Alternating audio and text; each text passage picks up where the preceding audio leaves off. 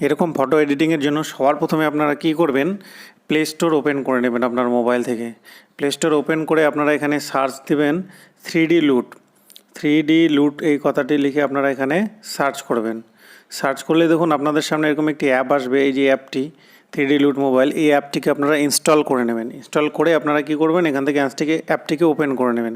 তো আমি এখান থেকে অ্যাপটিকে ওপেন করে নিলাম। ওপেন করার পর এরকম একটি ইন্টারফেস আসবে। আপনারা কী করবেন, এখানে ওপেন গ্যালারি যে অপশনটা আছে, এখানে অপশনটাতে ক্লিক করবেন। ক্লিক করে যে ছবিটি আপনারা এডিটিং করতে যাচ্ছেন সেই ছবিটি আপনারা আপনাদের মোবাইলের গ্যালারি থেকে নিয়ে নেবেন। তো আমি এখান থেকে একটি ছবি এখান থেকে নিয়ে নিচ্ছি। দেখুন আমি এই ছবিটি এখান থেকে নিয়ে নিলাম। নিয়ে নেওয়ার পর এখান থেকে উপরের দিকে দেখবেন এই যে লুট বলে একটি অপশন আছে, এই অপশনটাতে একবার ক্লিক করে নেবেন। ক্লিক করে নিলে আপনাদের সামনে কিন্তু অনেকগুলি অপশন আসবে। এই অপশনগুলির মধ্যে আপনারা কি করবেন, এখান থেকে এই যে স্ক্রল করবেন, স্ক্রল করলে দেখবেন অনেকগুলি অপশন আছে। আপনারা এখান থেকে যে কোনো অপশন আপনারা সিলেক্ট করতে পারেন। আমি এখান থেকে যে টপ 25 আছে এটাকে আমি সিলেক্ট করে নিচ্ছি।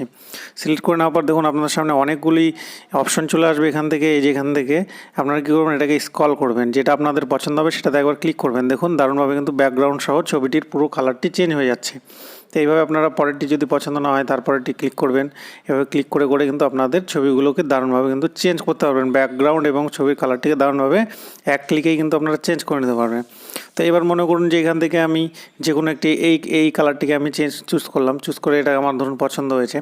তো পছন্দ হওয়ার পর এখান থেকে কিন্তু আপনার ব্যাকগ্রাউন্ডের কালারটাকে কমা বাড়া করতে পারবেন। দেখুন এখান থেকে এটা যদি কমা বাড়া করি দেখুন আগের মতো হয়ে যাচ্ছে। ছবিটি প্রথমে যেরকম ছিল অরিজিনাল সেরকম হয়ে যাচ্ছে। তো এটা আপনারা কমা বাড়া করে অ্যাডজাস্টমেন্ট করতে পারেন।